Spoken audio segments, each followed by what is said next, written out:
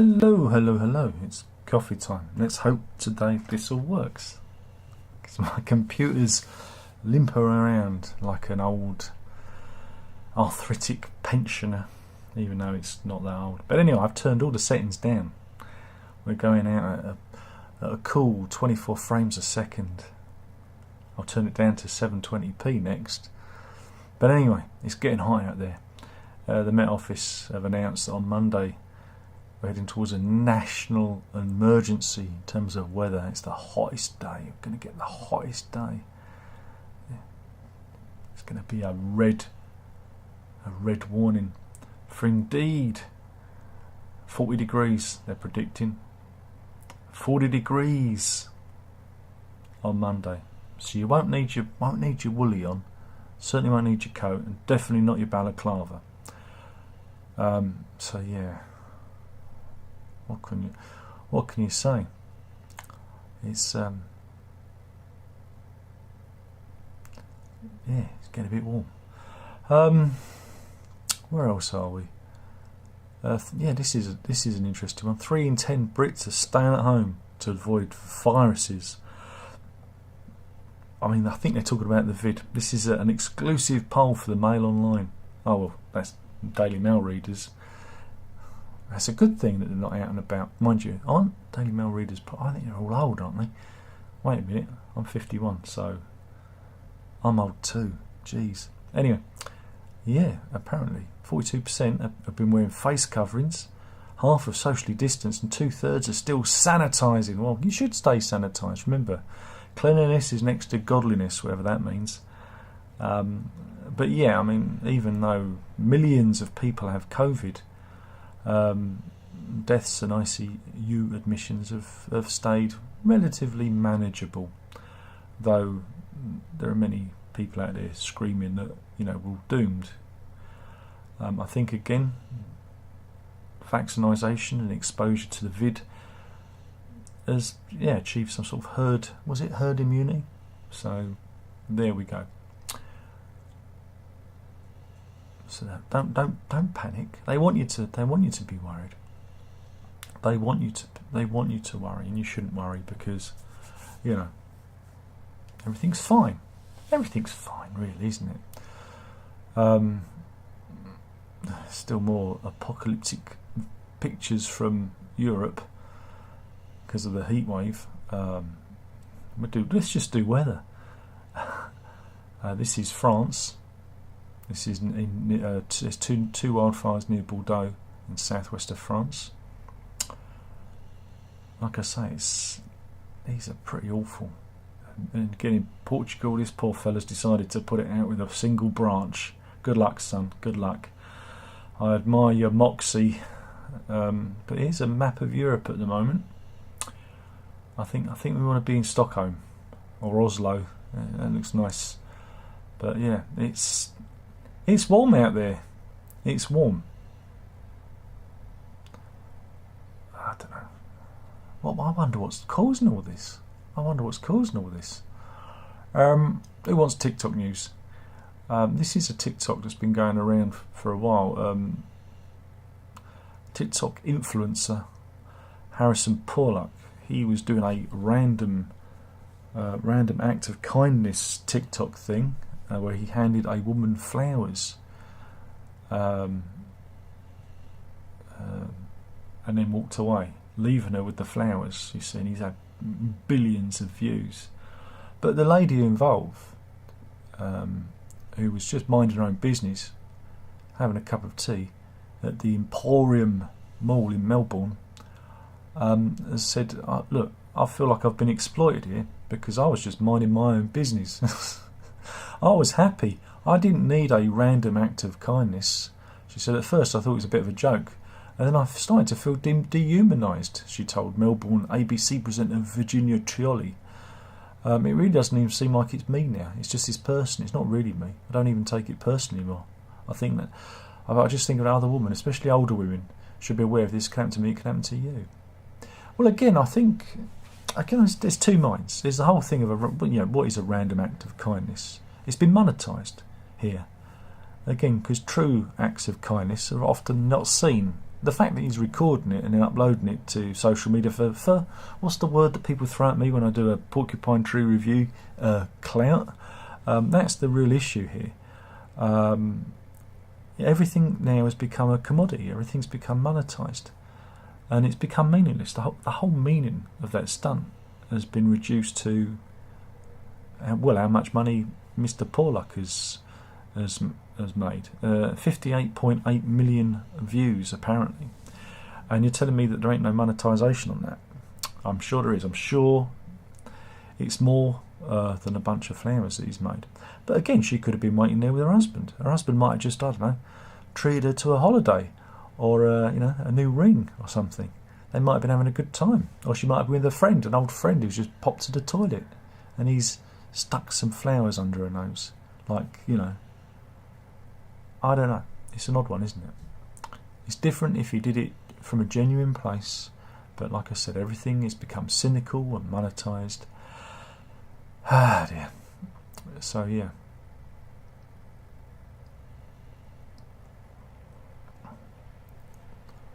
Meanwhile, when we was talking about fines, remember for going through the car wash, this is the story of Cerys Gemma.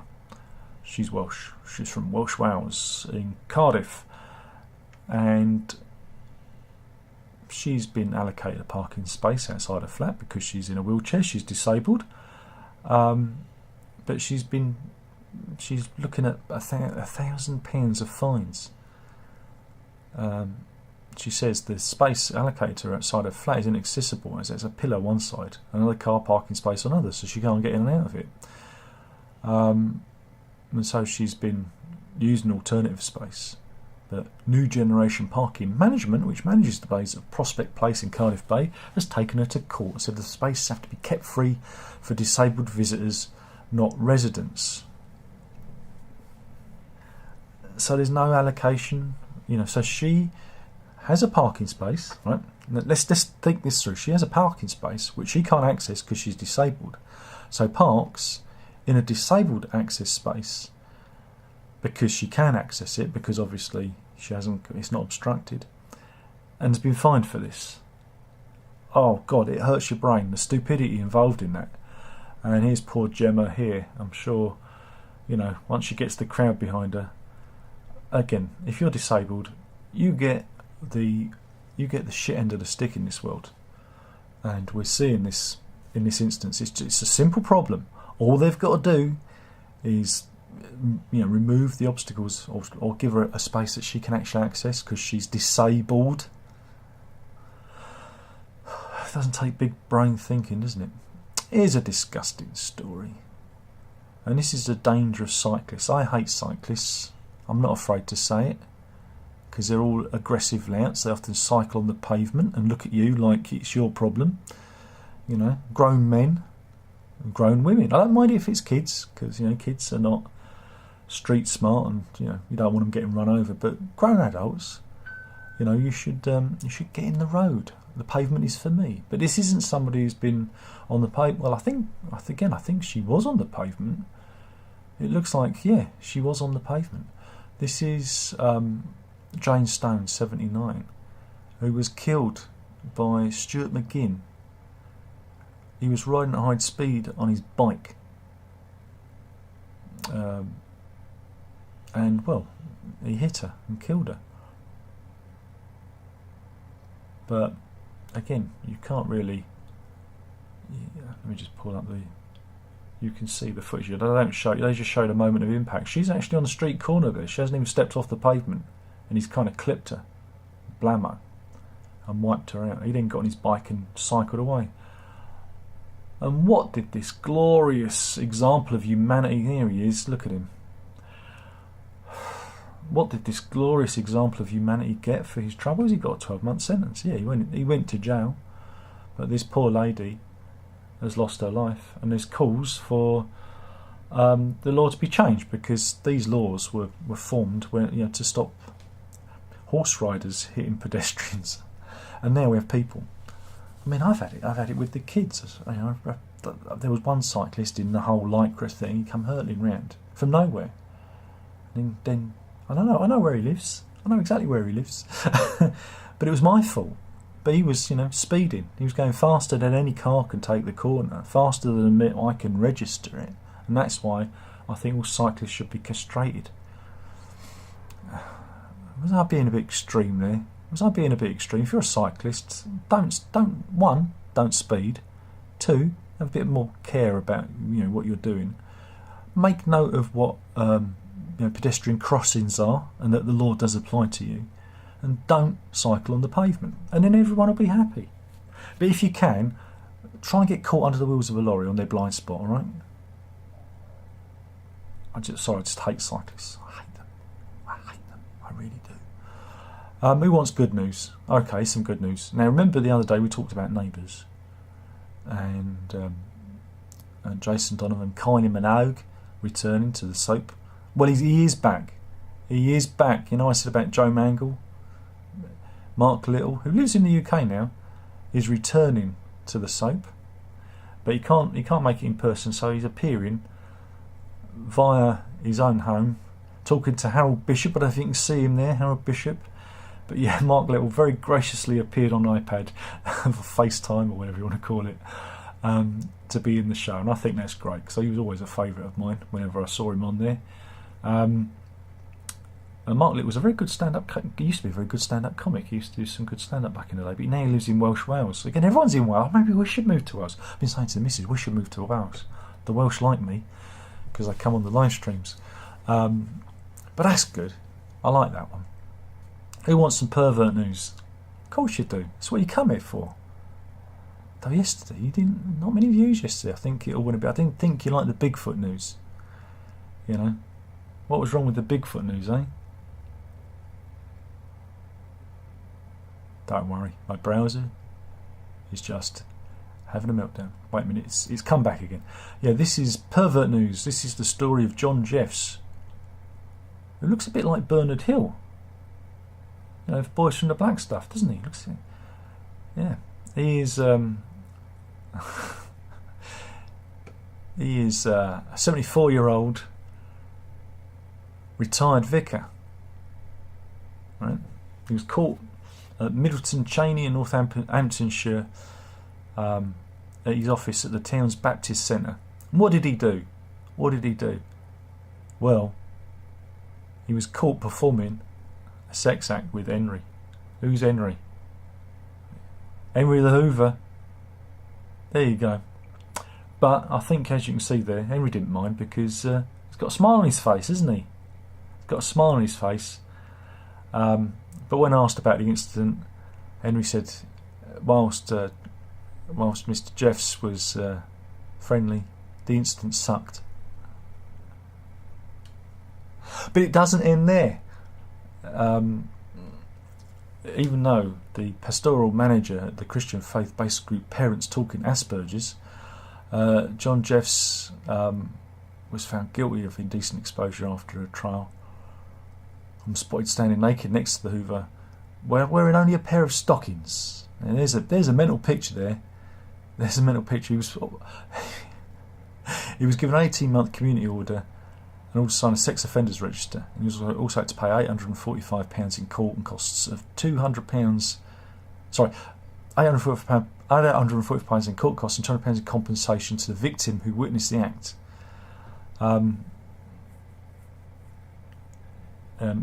His defence was he was still coming to terms with the loss of his wife at a young age and was in a lot of pain because he was ignoring his health and he hadn't been taking his diabetes medication. I'm remembering that, right? So if the missus comes back and finds me in bed with a busty blonde, I'm saying, I forgot to take my tablets. That's what happened. Talking to missus, do you ever have the problem when your missus buys things behind your back? Do you ever have that? No. All these years, I'm always trying to get the missus to buy guitars behind my back, but she used to buy records for me back in the day. Thanks, missus. But she doesn't do that anymore. She's boring now. She's boring. So I'm looking at you. You're boring. You're boring because you don't buy me records like you used to. Mind you, all the shops have closed, haven't they, I suppose? And she doesn't work in town anymore. Those were the good old days. She used to treat me well. I was a kept man. But yeah, that's nothing compared to the poor fellow who's married to Nicole Rudder. What did she do? Well, the mother of two. She went behind her husband Grant's back, and she bought this. She bought a castle. Yeah, she bought a castle for 250 grand. They reckon it's even though the 32-year-old's got high hope, she wants to turn it into like a wedding venue. I mean, it looks nice. I might having a go. The castle, you've got filthy minds. But yeah, the castle in Garry and Bridge, North Lanarkshire, was put on the market for 800,000, but she got a bargain. But they reckon it's going to cost £5 million to fix it. It's like, blimey, that is a lot of money.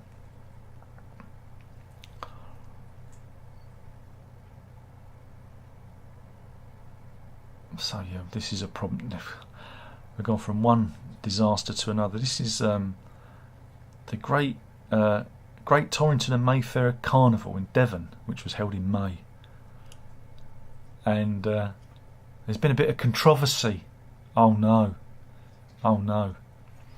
because someone complained about the carnival and one of the floats. Well, I'm going to tell you, it was a trans stand-up comedian who complained. You know where this is going, don't you? Yeah, because this is great. It's these fellas. They labelled themselves the Olympic 2024 Female Athletic Team. Oh, I love it. Because we have a sense of humour in the UK, and it says, of course we're female, we sit down to pee. There you go. And they had a little bit of fun, but it upset the trans lady. Here you go. Here's the trans lady. Don't fancy yours much. 10-pinter. Like male jelly babies, comes with a little bit extra. Because no one can have a joke anymore. No, everything's offensive, isn't it? Oh dear. But oh my goodness. Oh, blimey. Sorry, I'm going to get cancelled if I'm not careful. Oh well, these things happen. So you can't have a joke anymore. No one can have a. Don't worry. You can't have a joke. No, what else you can't have? Bacon. Can't have bacon anymore.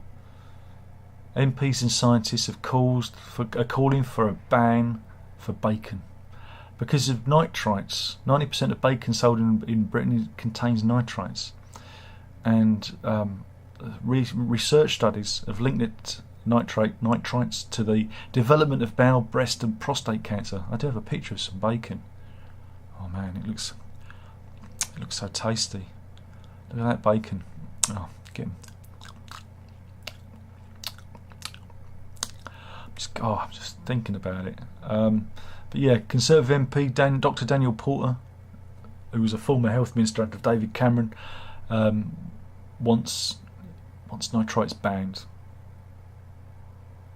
And he says he's not banning bacon. I'm just being extremist. He just wants to ban the use of nitrites in bacon because we don't need them. He says we can just get rid of them.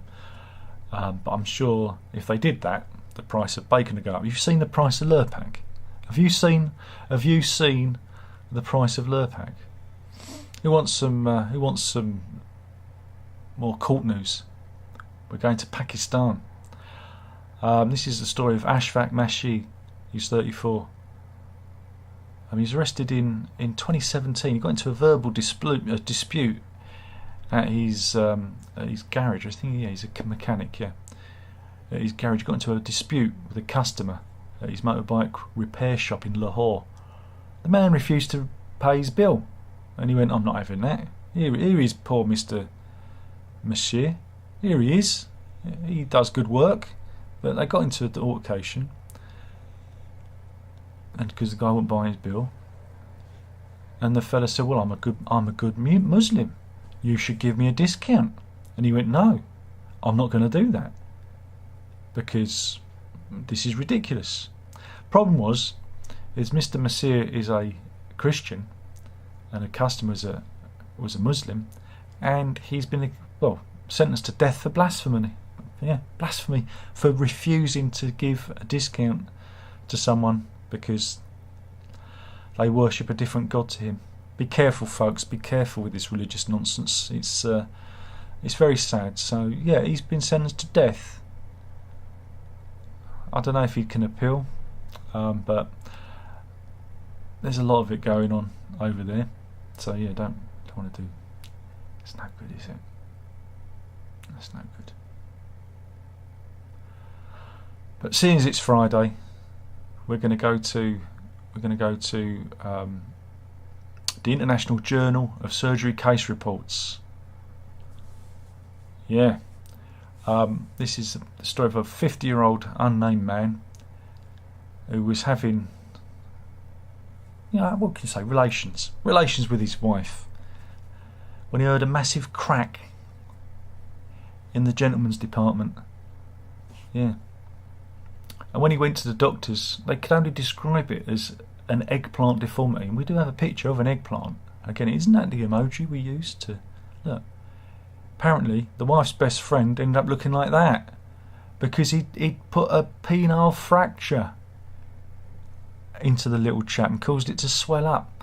He had extreme discomfort, bleeding from his urethra, and an inability to pee.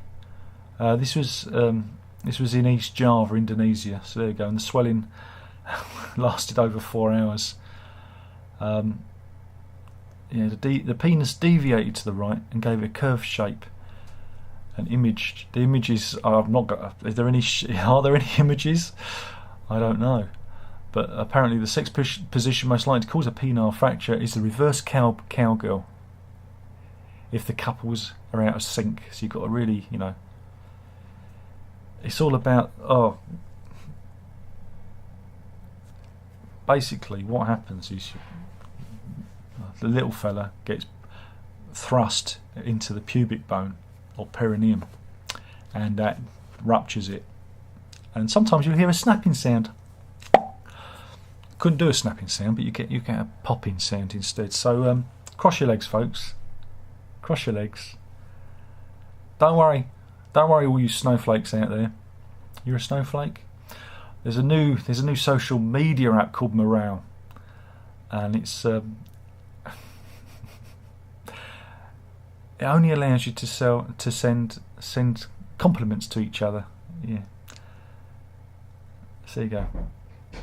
Oh, it's the postman. Oh.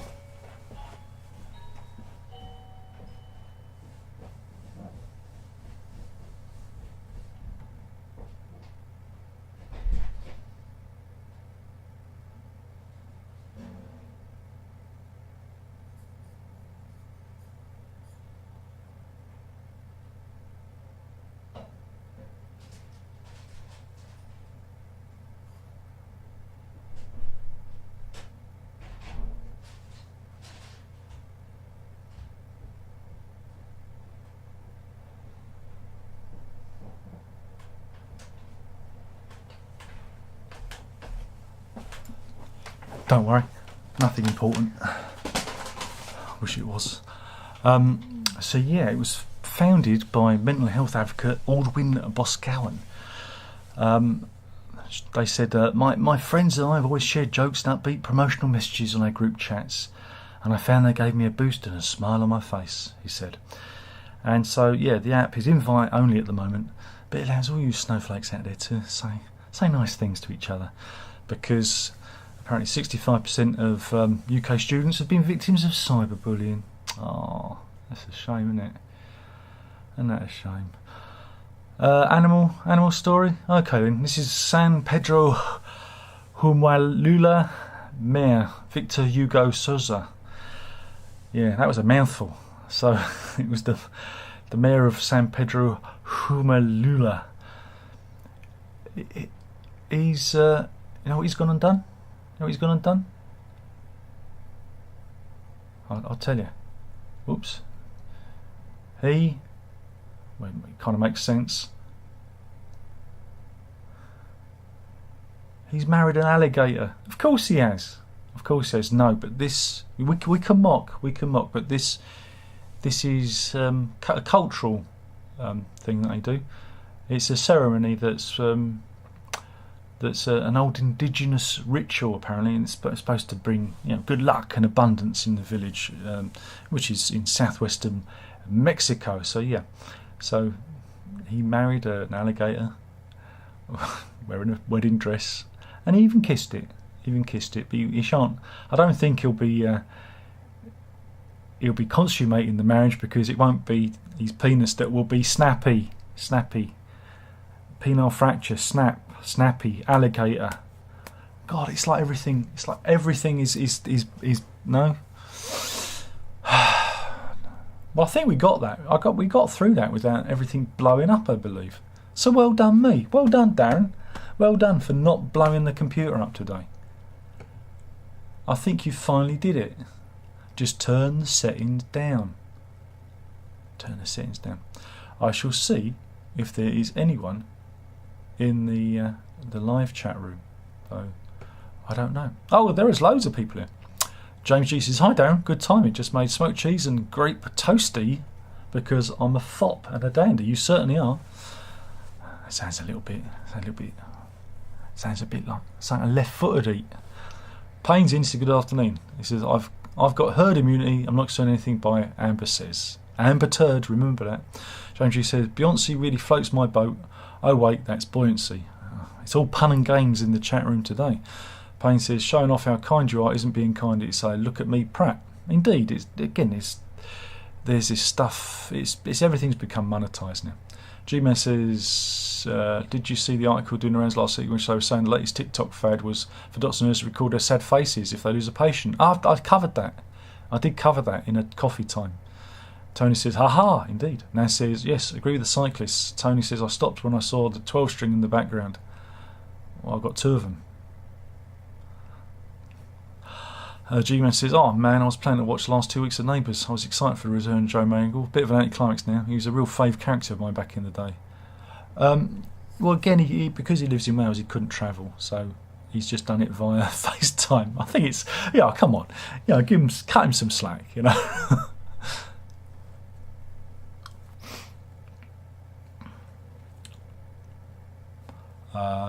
Tony says, "Oh wow, zing! Time for work. Have a good one." It's always time for work. Left Break says, "I remember she got you a gold Bowie record." Yeah, I did. Yeah, it was more brown than gold. Sold it. You know what I'm like. Payne says, "Congratulations to the woman with her cheap mansion and massive repair bill." It's a lot of money, isn't it? It's a lot of money. Harry says, "All right, Darren, any thoughts on the Alex Belfield case?" Alex Bellend, you mean? Well, he's a bit of a weirdo, isn't he, really? I'm finding the case interesting because it's a case about social media and what you can and can't say. I mean, you can say what you want as long as it isn't a lie. For example, I can call him Alex Bellend. It's his nickname. It's his nickname. But then I don't like him or Jeremy Vine, so... No, I find it quite interesting, especially his reporting of the case, because I want to see if he drops the ball anytime soon. Again, the BBC are a company that you don't have any dealings with. I mean, I've had numerous job interviews there, and the closest one I got, towards the end of the interview, I said, "Well, what's the salary?" And they said to me, "Well, whatever the rate was." They didn't know what the salary was. They said it was a pay rate 4 or something. I don't know. Making it up, this was like 1998, 97, 8, 98. And I said, "What's that in real money? Because I'm not a BBC employee. I don't know what you're talking about." And they were offering me something like $4,000 lower than I was already on. And I just said, "Well, that's the end of the interview, isn't it?" And walked out, because they're a funny bunch. They want you to work for them, and for the people at the bottom, you get paid nothing, and the people at the top get paid an awful lot of money.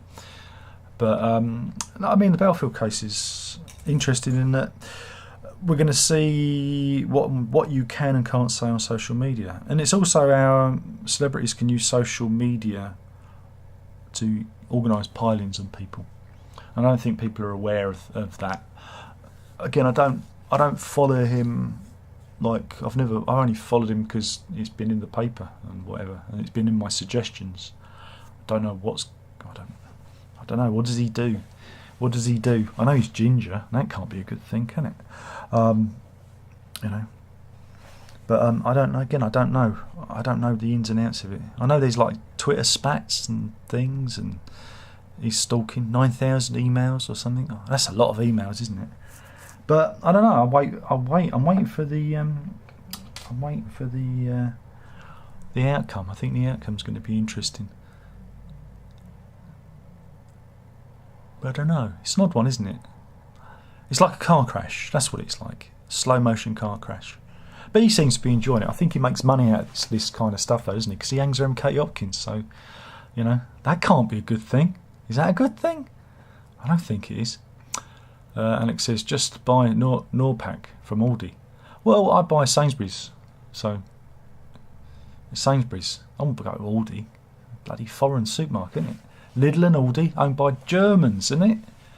Owned by the Germans. I'm sure they... Oh, no, I won't say that. I have to verify it before I say what. My legal counsel says don't say the next thing because it could be a bit nasty. I said nasty. I said nasty. A 50-year-old unnamed man. That's a long time to be without a name and be called Oi mate. Yeah, indeed. James G says Jehovah's. I don't know what any of this means. Westminster charge for a doorbell. That makes you posh, doesn't it? Well, it didn't play Colonel Bogey, because if it did, I'd look. I just bought the doorbell. I don't know what the chimes are. That's just you know. I'm getting rid of it anyway. If I bought a new doorbell, I'm getting one of those fancy ones, so I can see who's ringing the door. Yes, video doorbell, because there was an offer on Amazon. So I'm going up market, so that you won't hear that anymore. Next, it'll be my app telling me. It'll be vibrating in my pocket. That'll be nice. Oh, press the doorbell again, please. Alex really likes Norpac butter. We can mock. We have to mock. That's all we can do. And Naz has retracted his message. We'll never know. We'll never know what's going on. So anyway, hopefully this all went out okay today. I think it went out. Just turn the settings down. Turn the settings down. What this is, what you see when the computer goes, is OBS doesn't like Windows, like browser window thing, and it starts choking. And so I've got to turn the settings down. And then if I want to do anything else, I've got to remember to turn the settings up again, and I get forgetful. A new doorbell? No, it's not no, it's a video doorbell. So it's going to be a video doorbell. When in Rome, video your doorbell, because that's what we do. And also, my doorbell is held on with Velcro, and when it gets hot, the Velcro kind of comes unhinged and it falls off. Sometimes our doorbell's on the floor. I didn't want to drill holes in the frame. So yeah, that's that. But yeah, I would have had one that played Colonel Bogey, because my mum used to have used to play. I don't know, do you know the tune? Da da da da da da da da da da da da. But sometimes the doorbell. Now the missus is chuckling as I'm leading into this, because she knows what I'm going to say next, because you know we've been together 133 years, or at least it feels like that. The batteries used to run out, and it used to take 6, like the big like D cells, 6 of them. So you know, in those days it used to cost a fortune to put the chime back in the chime, if you know what I mean. And it'd run out, and it'd go da da da da da da da. No, which was the funniest thing ever. Well, I found it funny, but then I'm easily amused. But if I could find a doorbell that did that, I'd be the happiest man in all of Toy Town. Left Break says, my uncle was turned down for a job. 6 months later, he had to certify the company so he could carry on their business. There you go. Velcro. What a rip-off, indeed. Invented in space. And pain is gone. Remember, folks, do like this video. You didn't like it yesterday. People were thumbsing it down. Why? Was it my Bigfoot story? It's not my fault. I'm not anti-Bigfoot.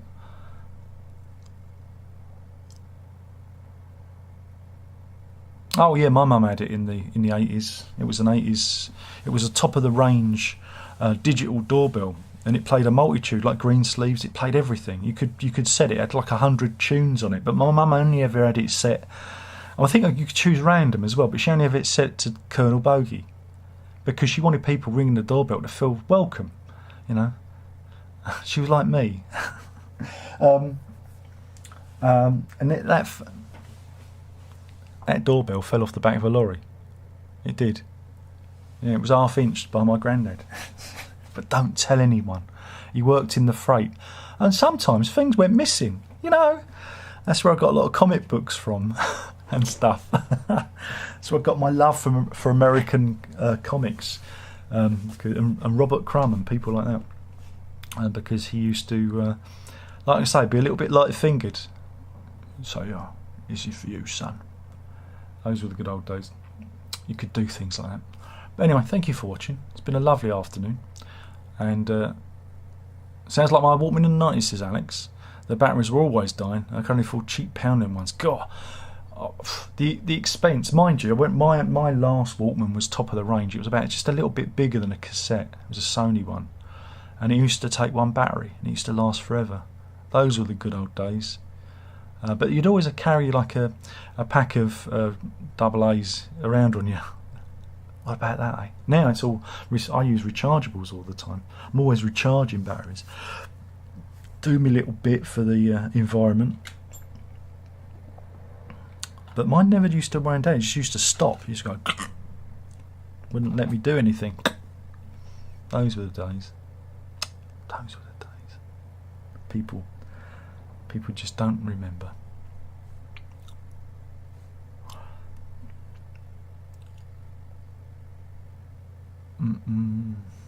Left Break says there's a lady in Texas. The door camera was the last they saw her.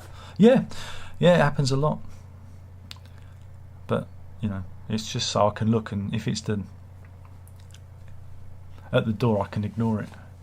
Because I went bounding down last Saturday expecting it to be delivery, and it wasn't. It was.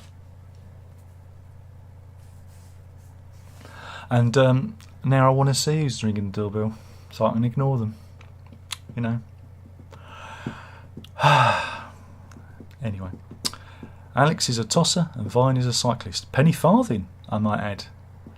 But I've never liked Jeremy Vine. It's just, you know, and he employed his 10-year-old daughter as a member of his company to dodge tax. That was reported in the Mirror, the Telegraph, I think the Scottish Mirror as well.